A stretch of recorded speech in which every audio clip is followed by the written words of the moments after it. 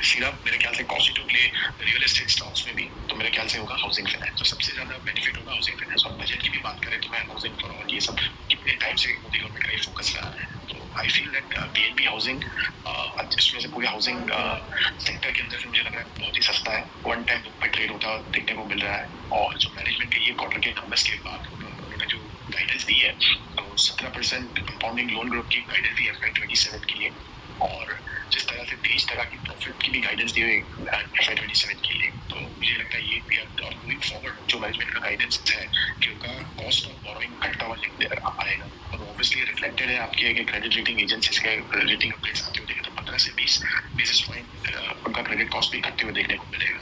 तो मेरे ख्याल से रिस्क वर्सेस रिवॉर्ड फोकस में गवर्नमेंट हाउसिंग टेक्नोलॉजी पे स्पेंड करने की बात कर रहा है, पीएनबी हाउसिंग करने की बात कर रहे हैं अफोर्डेबल हाउसिंग से, तो सबसे ज्यादा फोकस गवर्नमेंट का भी यही रहेगा अफोर्डेबल पे, हाउसिंग फ्लोर पे। तो ये सभी चीज मेरे ख्याल से रिस्क वर्सेस रिवॉर्ड काफी फेवरेबल होगा पीएनबी हाउसिंग के लिए। तो 1015 के लक्ष्य 1.4 टाइम बुक पे जो ट्रेड होगा वो हमारा टारगेट है, तो ये बाय करने की रिकमेंडेशन होगा।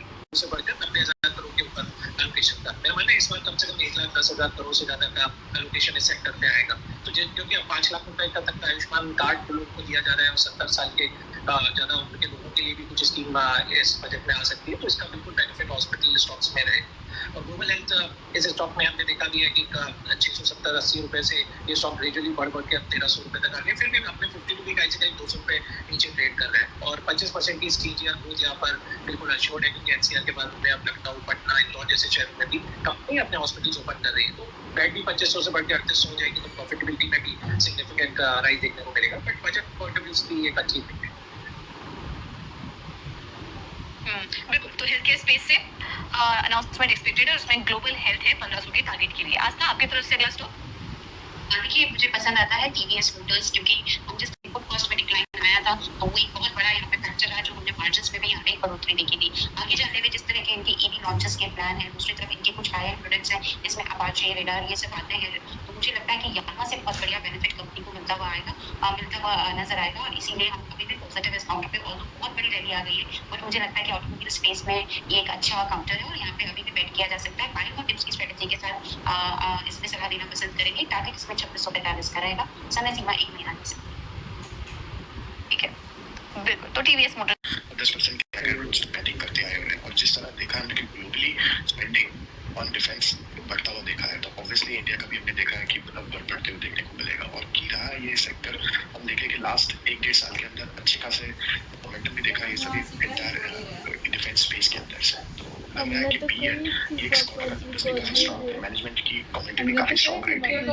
मुझे लग रहा है कि जिस तरह से ट्रेड हो रहा है स्टॉक, यहाँ से भी मुझे लग रहा है 25% ग्रोथ की गुंजाइश का लक्ष्य पीएल में आ सकता है। ठीक है, 1 महीने के अंदर 350 का लक्ष्य बीईएल पर। आशीष जी, आपको भी डिफेंस स्पेस से कुछ पसंद आ रहा है? राहुल जी के बीईएल की पिक थी, उसमें मैं एम लगाना चाहूंगा, बस बीएमएल मेरा पिक रहेगा इस सेक्टर से। मेरी सलाह रहेगी कि इस स्टॉक में बिल्कुल इमीडिएट बाइंग की जा सकती है 48 रुपये से ज़्यादा के लक्ष्य यहाँ पे पॉसिबल। अब रीजन ये है कि इस बजट में यदि रेलवे का बजट देखें तो 2.5 लाख करोड़ के आसपास का बजट था इस साल में, और जिस हिसाब से वंदे भारत ट्रेन और बिना रिजर्वेशन के और कोई वेटिंग नहीं है इस टाइप की जो स्कीम गवर्नमेंट ट्राई कर रही है, तो बहुत सारी नई ट्रेन और नई रेक्स की रिक्वायरमेंट रहेगी। ये जो बीएमएल जिस सेक्टर में ऑपरेट करता है वो है माइनिंग, डिफेंस और रेलवे और मेट्रो ट्रेन। यहाँ पे इनकी काफी बेहतरीन ऑर्डर बुक भी बनी हुई है। तो मेरा मानना है कि यदि कंपनी के नंबर्स पे भी नजर डालें तो जितना प्रॉफिट उनका लास्ट ईयर था, मुझे कहीं ऑलरेडी इस लास्ट क्वार्टर में भी ऑलरेडी रिपोर्ट किया है, और आगे आने वाले क्वार्टर भी काफी अच्छे हैं मेरा।